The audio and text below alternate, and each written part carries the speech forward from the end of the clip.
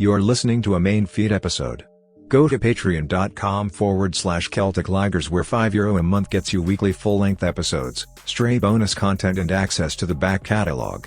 Also helps cover hosting and gives us money for sweeties. Thank you. Celtic Ligers.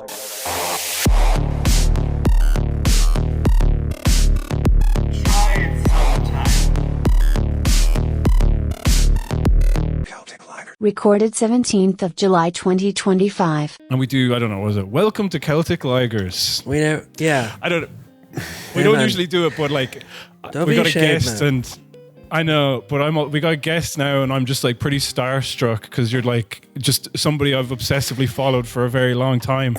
Bryan Quinby, insane. Hi. Insane that you agreed to do this. Thank you so much. Yeah, I know, it is crazy. I usually hide quite a bit. No, I'm kidding. I'll usually do. I'll do podcasts. I do guest spots. People don't ask me as much now. I think that the success of guys has made it so people are kind of like, oh, I'm not going to ask because I don't get asked very much anymore. Like I do like a wrestling podcast once a month with someone, and that's basically it. So I didn't know about the wrestling one. I knew about the POD cast. Yeah, I do that too. The wrestling one's pretty new. It's just like there's a guy that my buddy John Cullen, who does the POD cast with me, introduced me to, who does a wrestling stream, and he had asked me to do something, and I said yeah. And then when I was talking to him, I was like, nobody ever asked me to do any wrestling stuff. And he was like, oh, I'll fucking have you on anytime. And I was like, let's just do it every month. And so I do that once a month now too. But most of my work is guys. Like I spend all my time it's like plumbing subreddits to see if I can find weird guys, you know? Yeah, actually, John Cullen was on the show in its previous iteration, way before. We talked to him about curling because he was just he had a stand-up special coming out, and he was like, "Does anybody want to come? Any podcasts I could go on to promote it?" And I was like, "Well, we have 5 listeners if you want to come on." And he was like, "Sure." And so we just talked about curling for a while. Yeah, and I had lucky guy. Maybe get into that curling. Now he's like famous. He is famous. Did you know that? He is. James, that John Cullen is like famous in the curling world now. Yeah, I did. Fair play to him. Yeah, it was awesome. I actually am very happy for him. I actually give him shit like a lot. Whenever we have him on or talk to him, I say, can you get Vulture to cover guys? Because he was one of the best podcasts of 2024 for the curling podcast. And I was like, oh, I guess you can't tell them about the POD cast, you know, which is a goof podcast. We do it every month, twice a month, but it's like the money is just like, it's good. Like it's a good hourly rate. But like, it really is just something fun to do to make. Like, I think once Street Fight ended, it's like, I'm just going to make fun of stupid guys. And new metal guys are also very stupid. So I looked around and I said, what do I got? And I was doing the new metal podcast and, watching videos of like Korn and stuff like that, like just being guys, like hanging out. And I was like, oh, these guys are so fucking annoying and stupid. It's crazy. Yeah. So like, that's what gets me. We never really got new metal here. We did in Galway. So, yeah. Yeah. John saw Limp Bizkit there. Yeah, in Belfast. Yeah. But I feel like we never had those type of guys. Really? Yeah. Yeah, like we'd hear the music, but we wouldn't. Oh no, it was huge. Like, so in when I was, I would have been in primary school, so I would have been 12 in like 2002, and the teacher asked us to like choose a song to sing, and they when they do like a music thing where it's like, okay, we're going to sing Coward of the County and everybody's going to join in. And so then they were like, we'll take suggestions from people. And then this guy went home and printed off lyrics for In the End. He tried to find like the the new metal song with the least amount of swear words in it, and there was none in that one. No cusses. Yeah. Yeah, they don't cut. Linkin Park doesn't cuss. That's like their big thing. We don't curse. They might now, but that was like their big. You know what's funny? You bring that up. When I was in 10th grade, I was in English, and I fancy myself quite a music guy, even though I only listen to one kind of music. Like I wasn't like, I just considered myself like a guy that like, oh, my whole life's about music, but I only listen to new metal or heavy metal. Yeah. But like, teacher was like, so bring in 5 songs and then write a story based on those 5 songs. And I remember, and they put us in a group. And when we got in the group, they were like, well, Bryan, you're the music guy. Very funny thing to say. like just because I wear like a Korn shirt to school, they're like, you're the music guy. Why don't you bring in some songs? Brought them in, and they were just, I remember the one I brought in. One of the ones, I don't remember all of them, but I remember the one where they were like, what the fuck are we supposed to do with it? It's a song called Straight Hate by Sepultura that is just about hating people.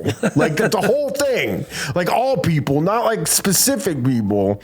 It's just all hating all people. And they were like, what do we do with this? But then they wrote a story because I laughed. I was skipping class all the time and stuff like that. They did end up writing a story based on straight hate that was about a guy that hates everybody. But yeah, anytime they were like bring in some music stuff, it's like I had a class called Heroes and Villains, which probably sounds really weird to you guys. Yeah, 10th grade. Everybody fucking took it because it was just like heroes and villains. All right. Like it's the most interesting sounding class you could take at Groveport High School, And in the end of the semester, you had to do a report on either a hero or a villain. Okay. And I did Kurt Cobain as a hero. Cool. Right. Not as a villain.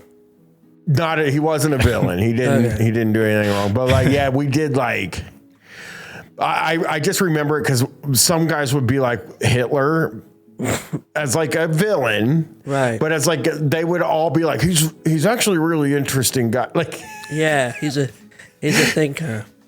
Yeah, because it encourages you, the class almost encourages you to think of people in almost a comic book sort of way.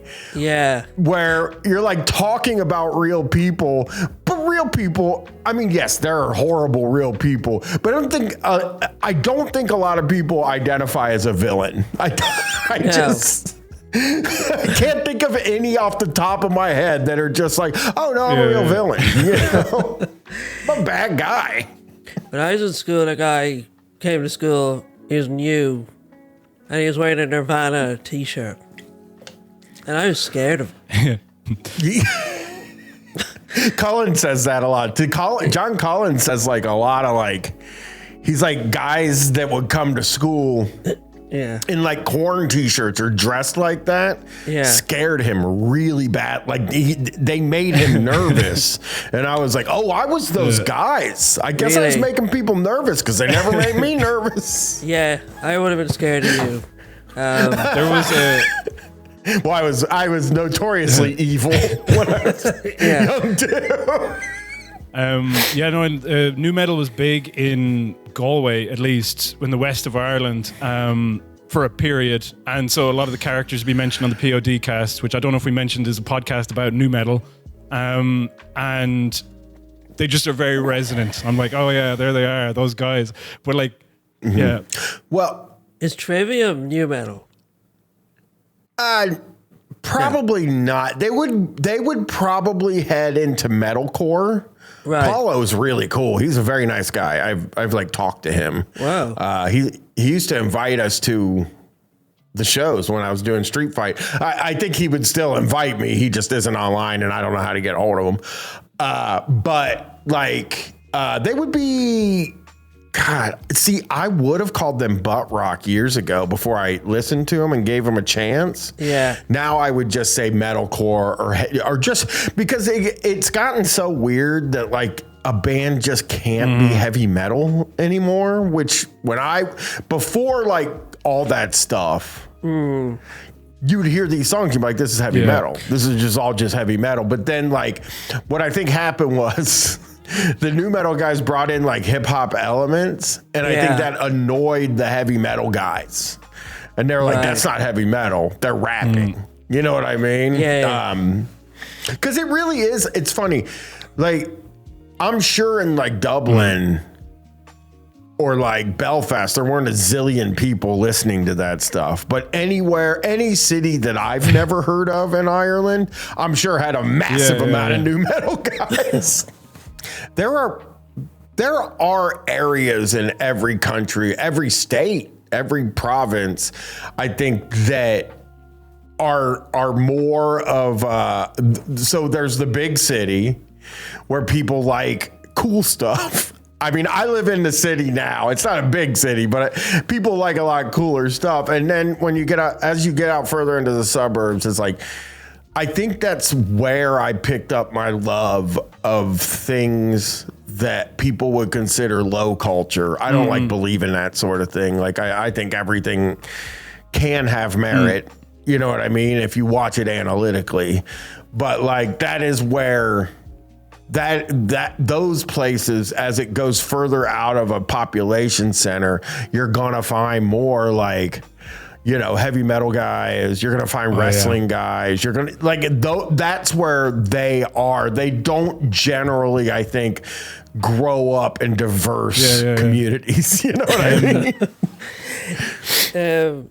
In Dublin, there would have been a lot of reggae in the suburbs.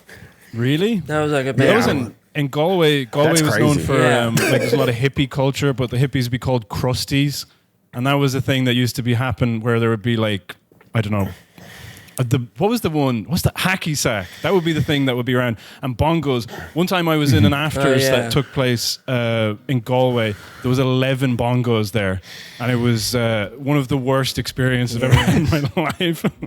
Rocking out. Oh, I got to tell you, I'll tell you this. I went to Woodstock 99 and I woke up the first morning after barely sleeping. I mean, it was horrible to try to sleep there, but I woke up the next morning and walked into where the festival was happening, and there's probably 30 guys banging on drums, and then like guys that didn't have drums with like big sticks banging on trash cans, and it went on the whole time. These guys it's like the most amount of guys you've ever seen just banging on stuff, and it went on all fucking weekend. That's why I left early. I left early because I thought it was I thought it was going to hell, and I didn't want to be there when it happened. You know, I'd never been. I'd like now. You know, I might have stayed. Now, I have though since I my politics have led me to a lot of riots or uprisings and stuff like that. So it's less scary to me now than in 1999. I'd just never seen that many people in the same place. Yeah. And I'm not super sociable in a way. Like I don't talk to, like I went to Woodstock 99 with 3 guys, and there are only 3 guys I talked to the whole time I was there. So like it just, I think now I might have stayed the whole time just to see what was going to happen, but I was pretty scared. Like I'm not, like I've been, being a white straight guy in America. Even if you show up to the protest, they're not going to do anything to you. Like they just kind of like the police will look at me and say like, hey, get out of the way. We don't want to arrest you. And then he'll go arrest somebody else. It's just like being like, it's scary, I think, to think about riots. And then you're like, oh, well, they happen all the fucking time. Yeah. They're always happening, and they're smaller than you think. And it's like, I remember being in Washington, D.C. for Trump's first inauguration. Yeah. And I was standing next to a burning limousine, watching medics help a woman who was just there in like a pussy hat, like a liberal woman. Yeah. who the police threw a flashbang at. Jesus. And she was so freaked out. And there were like all these like, you know, punk rock guys, you know, punk guys being like, hey, you know, it's okay. Just and like helping her out to get through it. And then I turned and looked, and there was a gym right next to that. And there was just a person riding an exercise bike in the window. And it was just like, we have this vision of what an uprising or a riot is. And it is not as big as maybe we think it is. You know, it's scary sometimes. It's very dangerous, I think. It just depends on how hopped up the police are. Yeah, we had our first big riot. I remember about 2 years ago. November 2023. I remember it because it was the November 23rd is also when the first episode of Doctor Who aired. So just to let you know, a bit of trivia. It's a good fact. But yeah, they said they really wrecked the whole place. But then the next day at work, there's this old couple I knew from Florida, and I was sort of going like, "Oh, you want to be careful. There was a riot last night." And they're just going, "Oh, we're used to it." Yeah, it happens a lot. I think like, I wonder if it's just like police culture in the United States compared to police culture in other countries. I would never pretend to say like, oh, in Ireland, the police are probably more liberal, but I don't think they're probably as like hopped up on like fucking steroids and Monster Energy drinks and like they're very lazy. Yeah, and the cops here are allowed to do whatever they want. Like they none of them get in trouble. One guy got in trouble, and he's about to get out of jail. Which one is that? Derek Chauvin, he's getting the out. guy who killed George Floyd. I think he's going to get out soon. Wow. I think there was like an appeal and stuff like that, and it's just like it's crazy. It's like they can do anything they want, and I don't think that's the way it is. I think that like the thing we hear about Europe here is that you can be put in, and I don't know how it is in Ireland, but that like in France and England, they'll put you in jail while they investigate you. And they can't really do that here. They have to let you out within 48 hours or whatever. Yeah. But we are told that in Europe, it's guilty until proven innocent. And that's why we're better. Like we're better because we're told like, oh no, we assume you're innocent. That's not even true. I don't think anybody assumes I think people assume guilty more than innocent in the United States, you know?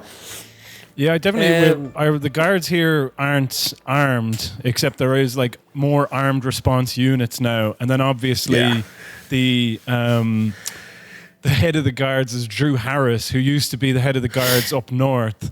So he would have been, he's a spy. Yeah. Say again? He's 100% a spy. He's 100% a British spy. Yeah. The gun thing is I think the gun thing in America is like they can just shoot anybody they want. Like it can just be a day where they see a weird guy and shoot. Cause like where I live, there are some weird guys. Like unhoused people is what I'm saying. But like there's a guy that like yells at people and says their hair looks like shit. But it's like, somebody from the suburbs comes here and he does that. They're like, oh, I'm scared. It's crazy downtown. But I've never seen the guy touch anybody. He just yells, your hair looks like shit to everybody that walks by. And it's very funny to me. You know what I mean? Like, I think it's funny, but like we have a real issue here. And I think it is like a Trump thing that when the Republicans ran Trump, there was a lot said about crime, and a lot of companies CVS, which is a pharmacy here, everything's locked up when you go into one of those now. Yeah. If you gotta ask for deodorant. Yeah. Like you go in there, you press a button. They've only got 2 people fucking working, and they come and get you your deodorant. Like they have made.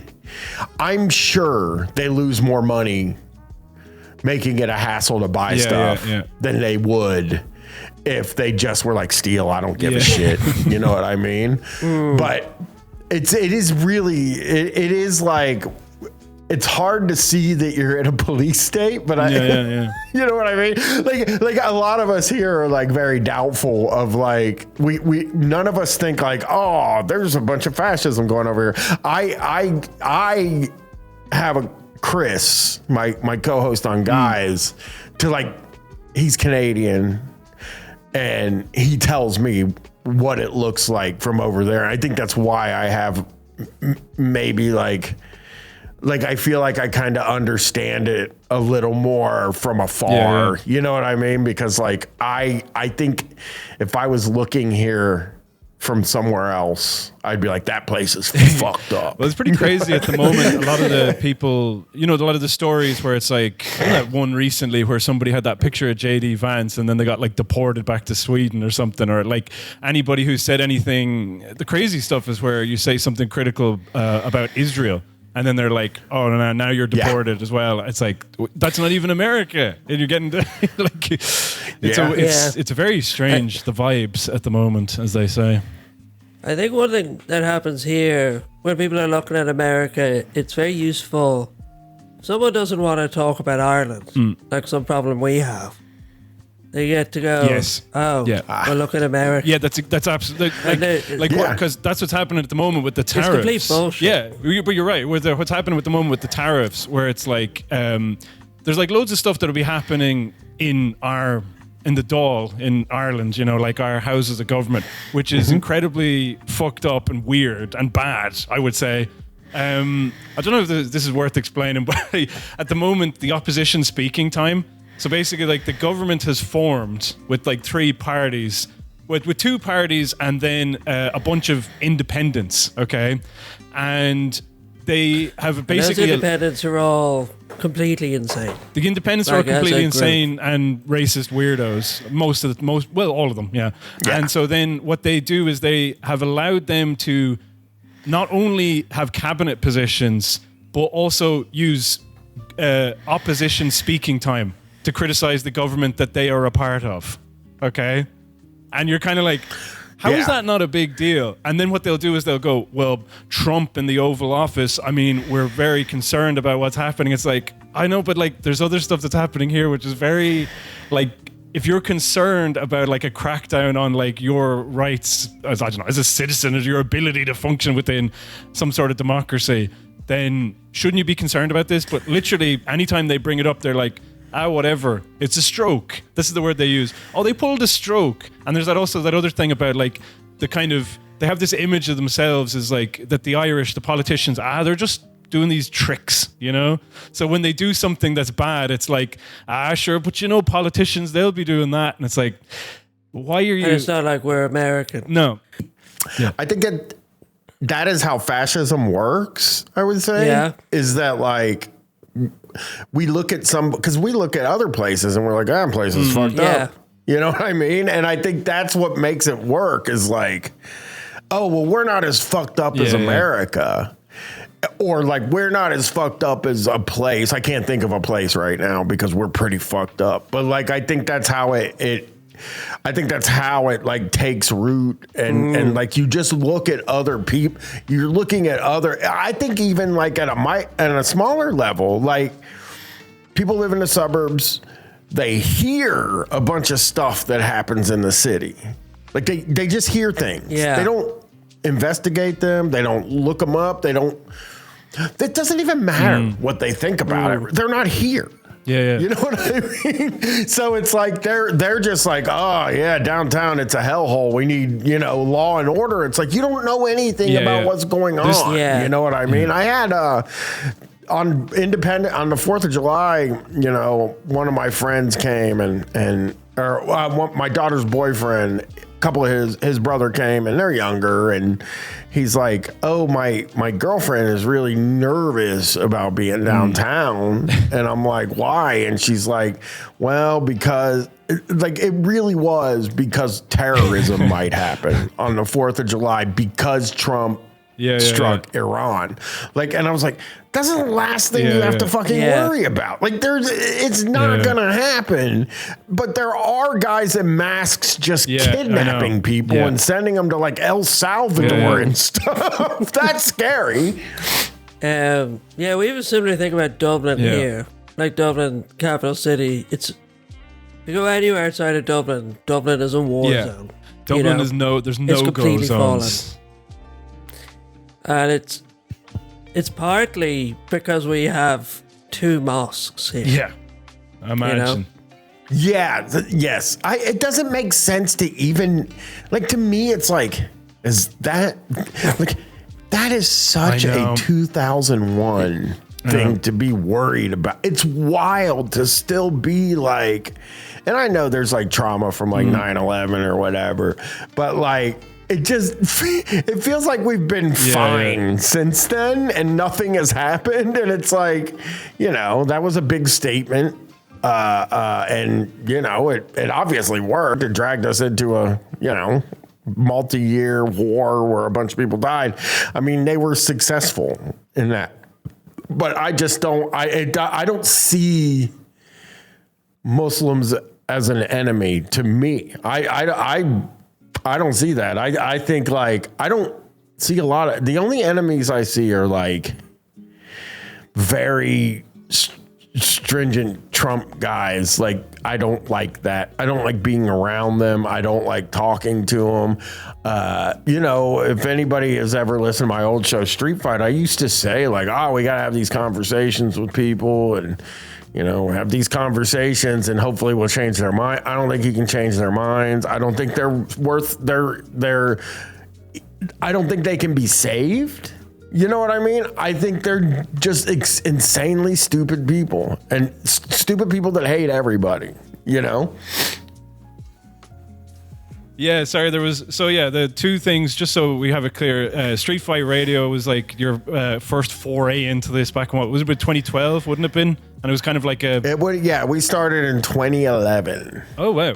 And so it's like a phone-in show, and essentially, wasn't it like would you call it an anarcho-communist call-in show, basically? Yeah. So it was, at the time we were going, we kind of decided,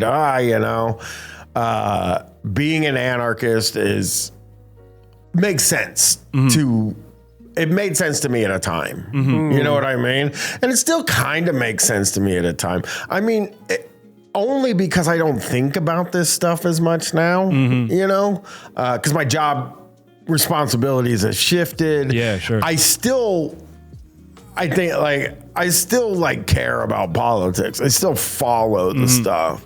But I think there was a time in my life where I thought the answer really was like, no gods, no masters. Like, and I still think that. Like, that hasn't changed. But I am probably lean a lot more, I guess, communist or socialist now. More left.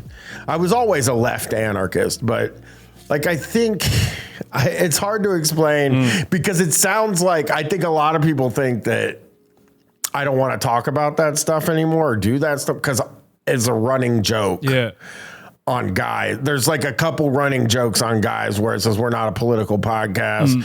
People don't really think about how immediately after that we always say something political, but also we're not a political podcast, and also like, I just didn't want to, I couldn't do it anymore. It's a young man's game. I would say it's depressing. It's hard to spend all your time thinking about that. And tell me about it. I think it's good for people who, I think hey, if you're young and you're hungry and you have something to say, then I'm really I think that's great. You know what I mean? I got to a point where I was like, you know what? I don't think good things can happen. You know what I mean? So what utility do I have in a movement where it's like I'm just beat down and, I felt like we lost. Yeah, 2020 was a lot of kind battles. of the year, wasn't it? I mean, I remember there was Matt Christman's like Kush vlogs. Those were one of the things where it's like, there's all this momentum behind Bernie, and then they rat fuck him, and then it was this feeling like, and now COVID happens, and all of the Kush vlogs that he did where he's in his back garden and just going through like some sort, I don't know what it was, processing what happened, but it seems like everybody in, I guess what was referred to at one point as the dirtbag left kind of had that moment in 2020. But that kind of led to, Guys then, which is an incredible podcast. Oh, thank you. It is like, I was finding like I said, I didn't think I was a useful voice for the left anymore. And I didn't think that I didn't think I was saying things that were helpful. I didn't feel helpful at all. I kind of just felt like it's all fucked up, man, and nobody cares and nobody's going to fix it and we're always going to lose. And I was just like, well, that would probably be a bad message to have on your leftist podcast. So I decided it was time to move on. I also don't think that I was a necessary voice really ever, but it was just, I got a lot of credit for things that, I got a lot of credit for things that maybe I deserve, maybe I don't. I don't ever really know. Like when the Chapo guys are like, if it wasn't for these guys, it's like, I don't know. I think they probably would have hit no matter what. I think maybe they got the idea to do a podcast from us. But in the end, it's like, I don't know. I think what they do is great. I also think that what they do would be soul crushing. It would just make me so sad. It was already doing that. And it was already weighing on me. And, I didn't quit street fight until 2022, the very end of 2022. I got that far. That's 11 years I did it. And I think I might have fucked that up 11 or 12 years. I did it for 12 years. I was like, well, I don't know, man. Maybe it's time that I try something new. And I had been, when I was prepping Street Fight, I don't think I found the articles to be as interesting as the people in the comments of the articles. And that really gave me the idea for Guys, where it's like, there are some weird motherfuckers in the comments of every story. Like, and I went through a phase where I was on Facebook and I was in a lot of groups on there. And, I just think it's fun to find the weirdest guys and make fun of them. Yeah. I don't know. I think the people who write articles are all strange in the same way. Whereas the people who respond to them are strange in a very psychedelic way. Yeah, they make you think of like every guy that you walk by on the street is weird. Like in some way we're all very weird people. And the thesis of statement of Guys is like, if you have hobbies, that's totally fine. Like if you're a guy that like has interests, several different interests, you know what I mean? Then that's pretty normal. Like a lot of guys do that. Now, if you're a guy that only cares about one thing and that's your only thing and you make your life about it, that's weird. That's weird behavior. And it's going to turn you into a weird guy, Yeah. Have you ever done an Irish guy on your show? Like any type of guy in particular? Interesting.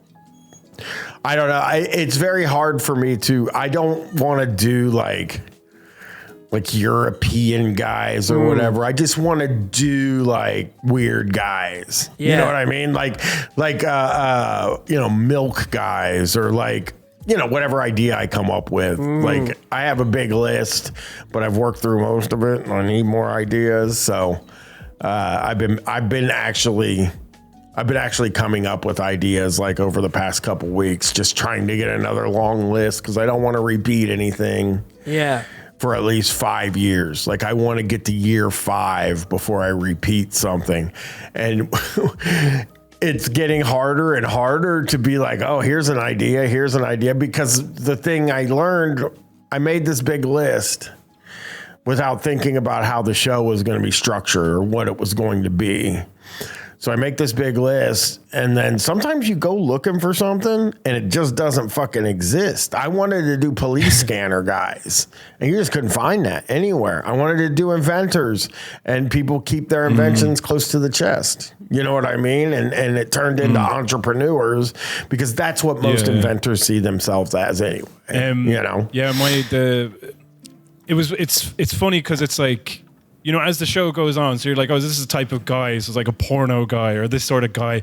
And then the more you go into like the subreddits, like there's similar type of obsessive personalities that keep coming up, and they have very similar, like they become like a one guy eventually. It turns out that all guys are one guy because the porno guy is obsessive in the same way that, I don't know, trying to think of another episode of the show. MCU guys, I guess, you know, like that kind of. But So when I was thinking about it, I was like, oh, we'll have him on, and we'll have to talk about some of the guys that we've seen, you know. And I started to like pull together a list of people, and I wasn't sure how they were entirely connected, except that I felt that they were guys. So the way the pitch that I came up for it was that they are, and air quotes for this, which is that they're Irish American guys, okay? Which are like... We have those. I know what you're talking about there. Oh, wait, no, the opposite. Yeah. Right? No, what I meant is that like they're Irish guys who are somehow American. They're like, they have been poisoned by America in some way. And so their behavior is something that, you know, you could see over in the United States, but yet they have an Irish accent, you know? So like... Right. Yeah. We have guys here. We have a lot of guys here who identify as... Oh, yeah. Like the Boston guys, kind of. Yes, yeah. And it's just like there are a lot of... If I did Irish guys, that's what it would be. Yeah. It would be American guys that decorate their house and Celtic stuff and like listen to Celtic music, like traditional Celtic music. Like my father-in-law's kind of like that. Like, I think he thinks you guys are all over there listening to like traditional. Like, you don't like this stuff here. He was really big fan of Real Big C, I think, or Great Big C. Great Big C, which is an Italian or not Italian. It's an Irish. It might not even be Irish. It might be American guys. They do pop music, but where's it at? Canadian. Canadian. So they're Canadian guys. Yeah. But they do like Celtic music, and he loves that shit. And it's like they do hip hop over there too, and heavy metal and all kinds of stuff. Like in their mind, they see you guys over there as all wearing green all the time and, you know, doing river dance or whatever. There's an element to that. Well, the funny thing about it is because in Ireland in recent years, there's been a rise in the far right, and the far right tend to represent themselves very much in that way. They're obsessed with like the tricolour, which, you know, the green, white and gold. And they're obsessed with like all the, like we were talking about it. There was a far right demonstration in Cork, where I'm currently based, and I went to the counter demonstration, but I was taking pictures of it and putting it on social media, and a friend of mine was like, what was that? And I was like, oh, it was like a racist march. And they were like, I thought it was a football game, you know. There's that kind of, you know, so it was all like so all that stuff is like basically the way that Americans would see Ireland is now how the far right were like, yeah, that's what we're like the trickler, and we're waving it above our heads and all. So that was the one guy wanted to Gar puts up a picture of far-right headbanger Andy Quirk. Oh, that's so embarrassing. Yeah. It's embarrassing, everybody. He's wearing a Make Ireland Great Again. That's so... Come up with your own fucking thing, I dude. know. But Weird. The story behind this guy is really funny because his dad was a guard who retired and then created a chain of casinos called Dr. Quirky's. And so he's like the fail son of this guy. But anyway, then he made a show. He made the greatest show in Irish history. So it's kind of was about like a kind of I don't know how to put it. What was it? So the north side and the south side of Dublin are kind of, the south side is historically seen as wealthy, and then the north side is seen as kind of poor or working class. And so he did caricatures of both of them, and then they're brothers. So they're like they're twins. And he played them both, and it's meant to be like, I don't know, look at me, I'm so poor. Oh, look at me, I'm so rich. And it's, that sort of thing. And it was huge. They even got a movie. They had 2 seasons in a movie. And yeah. But now he's become a person involved with the far right, where he apparently prints off tricolors for free and hands them out at protests. And oh my God. We used to listen. Let me say this. Those Tea Party people used to print pocket constitutions to give to people at protests because of Obama was breaking the Constitution, if you'll remember correctly. Yeah, I had some tweet here. This one kind of took me by surprise that Andy Quirk posted recently. They don't give a shit about your health. Admi Hall Martin, who's the Taoiseach, who's like, our president. Our prime minister. Yeah. Spoke today at the World Conference on Tobacco Control. It's an excuse to trying to ban nicotine products because the people are not dying fast enough. Nicotine pushes synthetic venoms out of the body. Fact. UN flag and then a syringe, a snake emoji, a snail emoji, coffin. So anyway, I just thought that was like, This is my pitch for the Irish American guy, as I was talking about. Yeah, that is. First of all, I did recently see a right wing guy talking about nicotine as like I think it's like a pre-workout thing, or like it sharpens the mind. So listen, I love smoking cigarettes. If they're gonna make that more popular, I might have to get back in there. The Trump phenomenon, especially, like, it just is very it's not surprising. I'll say that. Like, I think that, like, when he won the second time, I wasn't overly surprised, but like the people that like him or his people, it's just so weird because he's such a he's not like manly. You know what I mean? At all. He he gets spray tan and all that crap. And he's also like just a rich guy. And he's like, people are like, these elites are taking us down. It's like, well, who's more elite than Donald Trump? You know what I mean?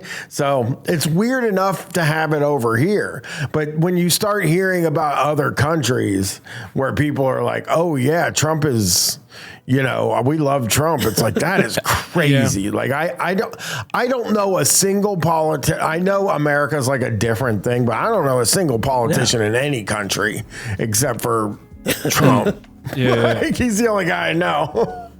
I think that like the goal is to maybe do I would say for a politician, the goal is to kind of do Trump, but not mean and exclusionary. And so going out there and just saying, I don't think Bernie Sanders even did enough of that, but just going out there and saying well, we can afford to do universal health care and we could just do it. And then everybody would have health care. And then I think people would be like, oh, that's fucking cool. You know what I mean? Yeah. That sounds like a good idea. Like any other thing, we can, stop ICE from doing these raids, which even if they win, no, in 2024, they're not going to stop them from doing that. And they also have as much money as many armies in in the world. I think they just got hit with like a butt. So what are they get? What are you going to do to ICE? You know what I mean? So yeah, it's I find the ICE stuff to be very scary. Like that is the thing that gets me, where it's like, so they just gave them like unlimited money and said hire a bunch of people, and they're kind of like a police force where they're secretive. They have the mask on their face, and like it just is like they're the type of police force that doesn't have a lot of rules, and that, you know, if they don't like the result of an election, they can actually do something about it, you know, like, and that's the scary stuff to me. It's like, I start thinking about like, now we have these secret police forces running around here that could very possibly just be like, no, I don't like the way that election ended. We're going to just, you know, have Trump. I think that Trump going for a third term would be a third rail in American politics. So like, I don't think he could get away with that. But I think even like having his son be next is just like, it really feels like it really feels kind of scary over here. The only reason I'm not like constantly freaked out is because I'm a white guy in my 40s. Actually, like, because once you said that, I hadn't even thought, because you know that whole thing about, you know, how the fascism take root and you kind of need like some militant wing of it. And I hadn't considered ICE being the potential militant wing of like a Trump sort of fascism. You don't think he could go for a third term? I'm not really usually that, you know, kind of, you know, because there's people, columnists over here like, oh my God, he's a fascist and he could go for a third term. And I'm usually not that kind of, I don't know, scared by it. Yeah. I don't think that's a thing. I don't think that's a thing you can do in America. I just don't. I think he even said it once and his poll numbers just fucking drop. The thing that happens here in a presidency is at the end, they're always unpopular. That's why Trump lost the last time. That's why Biden lost. At the end of the presidency, they're always unpopular. And we're raised in this country to be like, nobody gets, it's 2 terms and you're out. You don't get to do. And I'm sure they could pull that off. I just think people would kind of be like, nah, that's bad. We actually learned in school that it would be bad if somebody did that, you know? But I do feel like, I don't think it's out of, I think that's out of the question, but I don't think JD Vance is going to be the next president of the United States. I think it's going to be, I don't think Trump likes him. No. You know what I mean? Somebody pointed out that like Trump was doing these war plans, and JD Vance, while that was happening, like they were like planning for Iran and stuff like that. And while that was happening, JD Vance started a Blue Sky account and was trolling on there. And it's like, he's not even in a fucking room. You know what I mean? He's a weasel. He's unlikable. And I think a Democrat could probably beat him. The thing that worries me is, you know, again, one of Trump's sons or like stuff like that, or like people that are close to Trump winning again, and then him still having the levers of power. You know what I mean? Like that's what they say happened in Russia and stuff like that. Like they have a president, but Putin's like sort of above them. Right. I do think Trump is old enough that hopefully, hopefully nature takes its course. Yeah. You know what I mean? I mean, see his fucking diet. He's really old, right? He's like almost 80, right? He might be older than 80. How old do you think he'll live to be? I mean, take a guess. He's 79. I don't know. He'll probably be fucking, because horrible guys live to be like 95 or 100, and he has. Yeah. Kissinger. I don't think he'll hit 100. Maybe. I mean, he's so unhealthy. Like his habits. I actually think he'll be the first to not die. We'll figure it out with him. But what I desperately want to do, I want to show you several things, and I'll try and do it quick enough. The America worship that we have here, because Barack Obama visited in When did he visit, James? 2011 or something? I can't remember, but it was the greatest day in Irish history. Yeah. But he visited a small town in Tipperary called Moneygall, and there is like, I don't know what you call it. There's like a bunch of like fast food restaurants and a petrol station, and they erected statues to Barack Obama and what the hell? I can't remember her name. Michelle Obama. Michelle, thank you. And it's called the Barack Obama Plaza. I don't know if you can see that on the screen I shared there.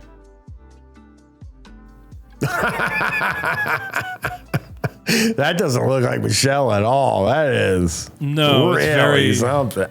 It barely looks like Obama. It looks like Condoleezza Rice. Yeah, that's a very funny. But the other thing about it is that slightly to the right of that statue, they have a Cadillac.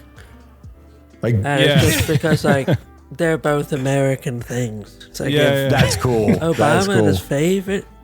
You know, where I live, there's a statue of Arnold Schwarzenegger. like a half mile from my house. He's flexing. Why? So is there any reason? Yeah, he does like a fitness expo here every year in March. That's funny. And I don't even know why it happens here. I have no idea why he even does it here. But yeah, we got a big Arnold Schwarzenegger statue in Columbus here. Bill Clinton came to Kerry and he Ballybunion, and he played golf there. I'm pretty sure that's all he did. He played golf, but they erected a statue to Bill Clinton playing golf back in, I don't know where it is. There it is. It's like a trophy topper. My friend's mom was involved in getting that statue made. Who was? Dick, his mom was involved. That's funny. It doesn't look like him at all. I mean, that's crazy how little that looks like Bill Clinton. Kind of looks like John Wayne a little bit in the face. Maybe I'm wrong. Yeah, it looks like anybody else but Bill Clinton. Yeah, let's wrap it up. Yeah. Thank you for having me, guys. Sure. We'll stop recording. Thanks very much for coming on the show, guys. A podcast about guys. Everyone should be listening to it if you're not already.